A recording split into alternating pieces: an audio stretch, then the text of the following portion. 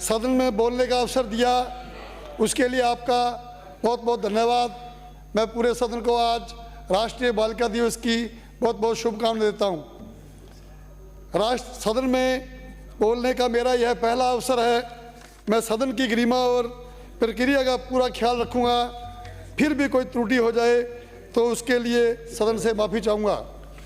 सभापति महोदय, आज जो हमारी ये लाइन है, हम हाँ पक्ष और ना पक्ष के बीच की एक कड़ी को जोड़ते हैं। मैं उसी संदर्भ में बोलना चाहूँगा। सभापति महोदय, माननीय महामहिम जी के भाषण के संबंध में मैं अपनी सारगर्भित बात रखना चाहता हूँ। सभापति महोदय, इस सदन में उपस्थित हर एक माननीय सदस्य जनता का जनादेश लेकर यहाँ पहुँचा है, इसलिए हर जनप्रतिनिधि के साथ जुड़ी जन भावना का सम्मान हो, ऐसी मैं सदन से अपेक्षा करता हूँ। राजस्थान राज्य की जनता जनार्दन ने हर बार शासन बदलने की परंपरा को निभाते हुए इस बार फिर परिवर्तन किया है। जनता के इस स्पष्ट जनादेश के पीछे कि क्या मंशा पर भी मंथन होना आवश्यक है कि हर बार राजस्थान की जनता क्या बदलने का प्रयास कर रही है, जो हर बार नहीं बदल पा रहा है।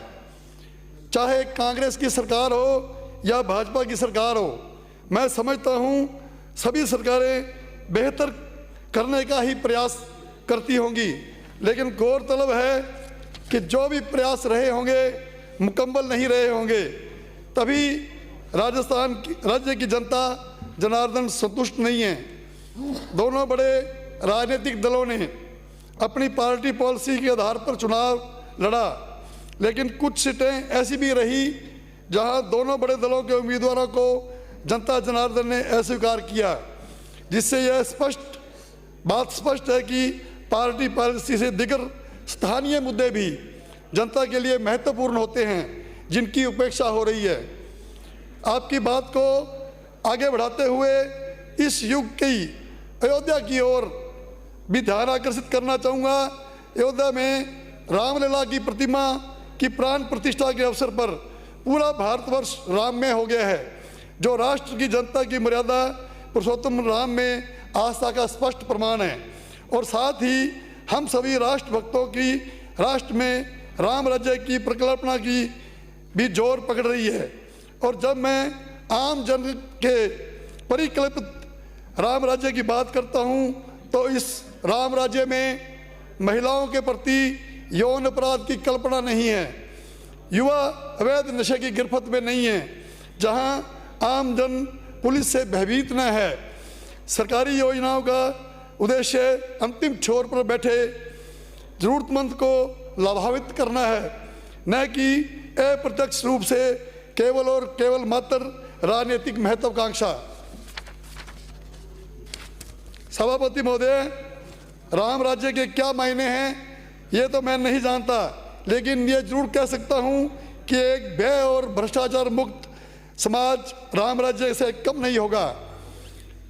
मैं हमारे बड़े बुजुर्गों द्वारा कही गई एक कहावत पर ध्यान आकर्षित करना चाहता हूँ, जो समय बीत गया सो बीत गया, यानी बीते कल का शोक मनाने की बजाय नए कल को बेहतर बनाने की कोशिश होनी चाहिए।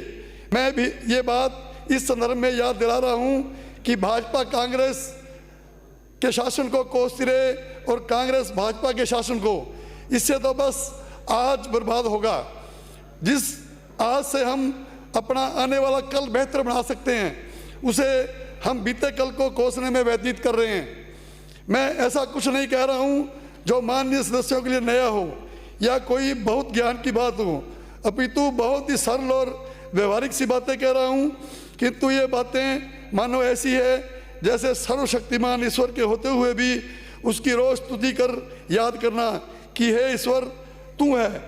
मैं हमारे माननीय मुख्यमंत्री भजनलाल जी व उनकी पूरी कैबिनेट से इस बात की उम्मीद करूंगा कि जनता ने जो हमें विकास के लिए अपने ग्रामीण क्षेत्र में अच्छी मूलभूत सुविधाओं के लिए चुनकर भेजा है, हम जनता की जन भावनाओं को ध्यान में रखते हुए पुरानी सरकारों को न कोसते हुए आगे अच्छे कार्य करें, ताकि जो राजस्थान की जनता हर 5 साल बाद में परंपरा बना रखी है सरकार बदलने की, इस बार वो परंपरा रिपीट नहीं हो, हम अच्छा कार्य करें।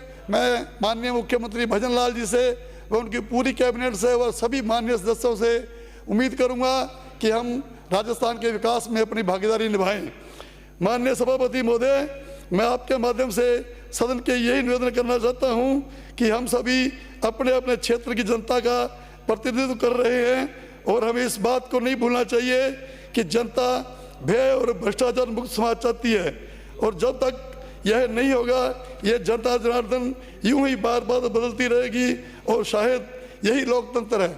आपने मुझे बोलने का अवसर दिया, मैं आपका बहुत बहुत धन्यवाद करता हूं। सभापति महोदय, नमस्कार।